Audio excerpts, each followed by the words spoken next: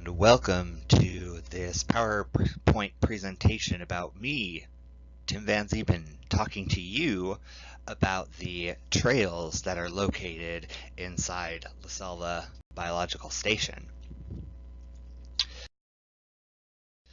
So there are a few reasons why this PowerPoint is important.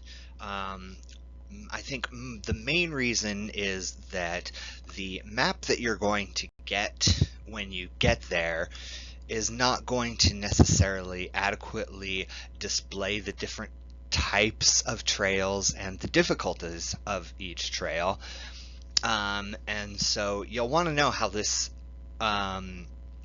knowledge will affect you. Like if you're planning on going deep into the forest every day, you're gonna want to know how those trails are, which is not something that is easily visible when you're looking just at the flat map. La Selva is varied in topography as much as it is in biodiversity. I know when I got there, I didn't really know what to expect and kind of just assumed, since the areas where we were first getting together and grouping together, I figured that that's how it was going to be the entire park, and that's really not the case at all. So let's move forward with this. So first thing is, this is about what the map is going to look like that you're going to get when you arrive at La Selva. It shows a couple different things. It shows the trails, it shows primary and secondary forests.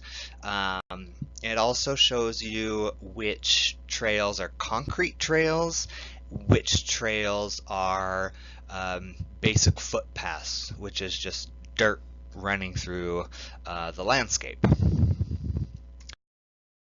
This is a topographical map of La Selva, and as you can see, for the most part,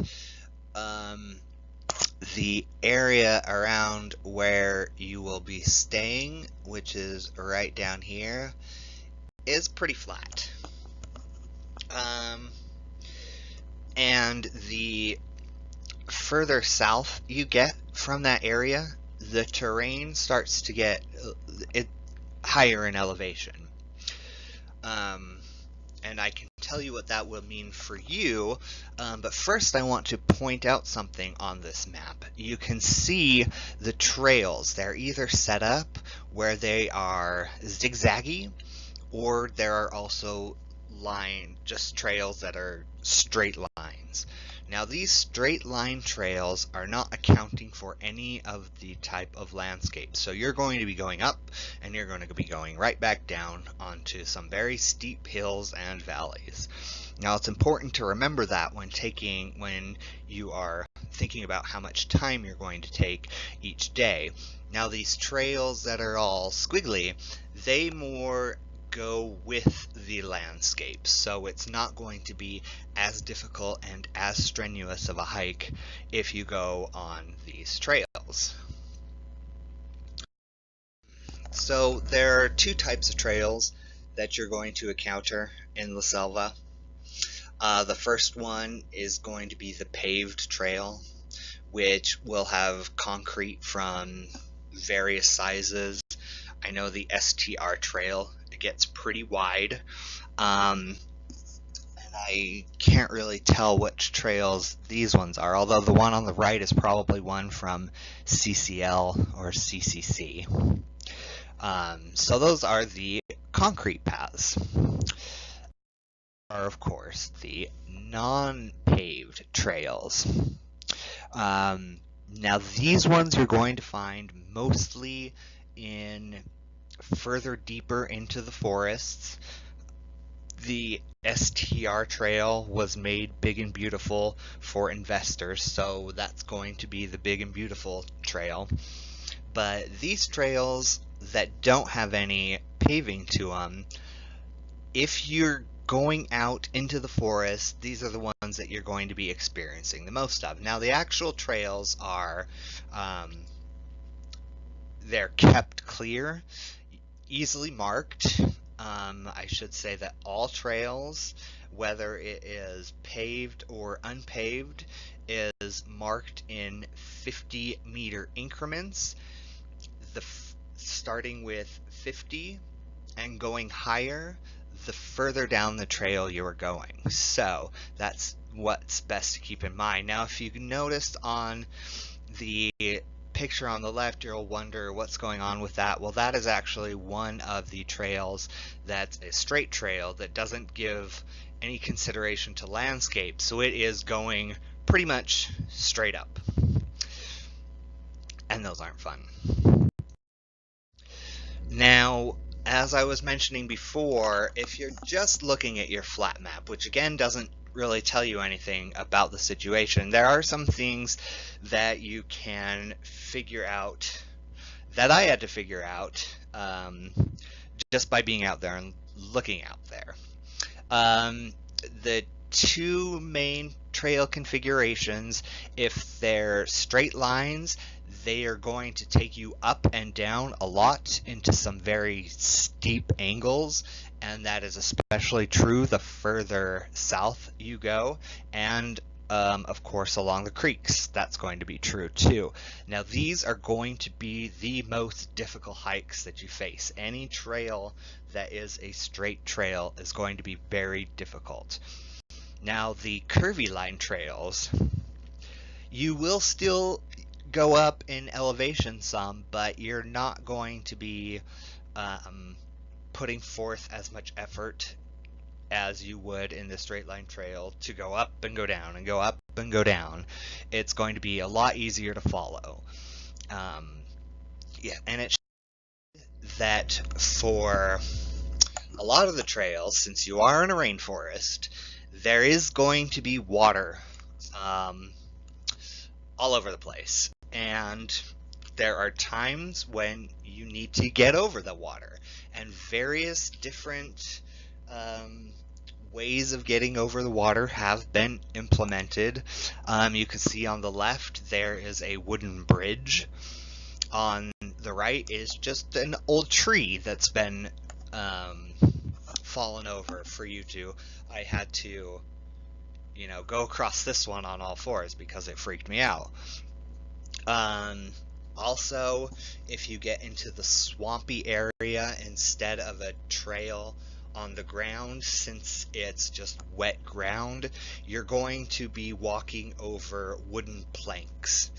And be careful with those, because those like to fail, and you end up getting your foot stuck in about a foot of mud. So that's something fun to think about. Always test these makeshift bridges to make sure that they're safe for you to walk or climb over. So this, I think, is pretty important.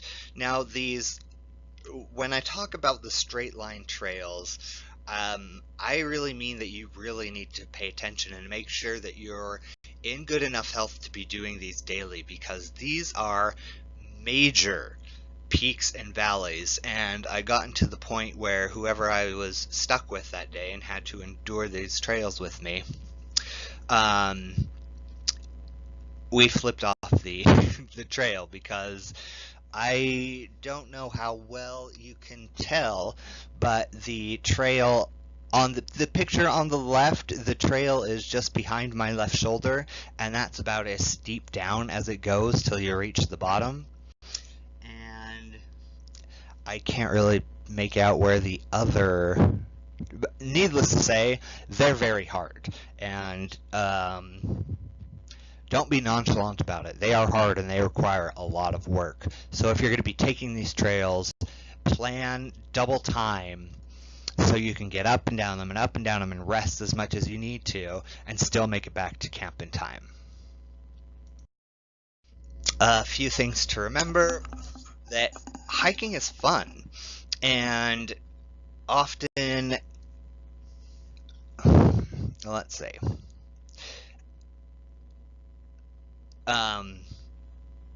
And often following these trails, you're getting deeper into the forest. And for me anyway, it was pretty cool to be deep inside the forest, feeling like I was in a place where nobody goes, and hearing all the animals holler out from every which way kind of gave me a good connection with the forest, and is a bit of what sustained me through some of the harder trails. And yes, not all the trails are easy, they are hard. Remember that. Always take a headlamp with you. Night comes fast, and there were a couple trails where I thought I had given myself enough time, but night came quickly, and these trails were taking longer than I expected. So take your headlamp to make sure you're safe and you can see your distances on the trails. And finally, monitor your speed if you have a GPS unit and how far you've traveled, so that you'll know when a good time is to turn around. Like since it pretty much gets dark there at like 5 p.m., you're gonna want to plan to be back to the main dining areas at around 5 p.m. so you don't get lost in the dark and people have to come and find you. That is, these pictures show different types of trails. See, the one on the right or the left is the STR trail, which is very wide where many people can fit. The middle is a piece of bridge, and the one on the right just a piece of concrete trail. Again, go out there, have fun. Don't be intimidated by the trails, because it's just landscape. It's not there to eat you. Instead, you can conquer it and feel good about it in the process.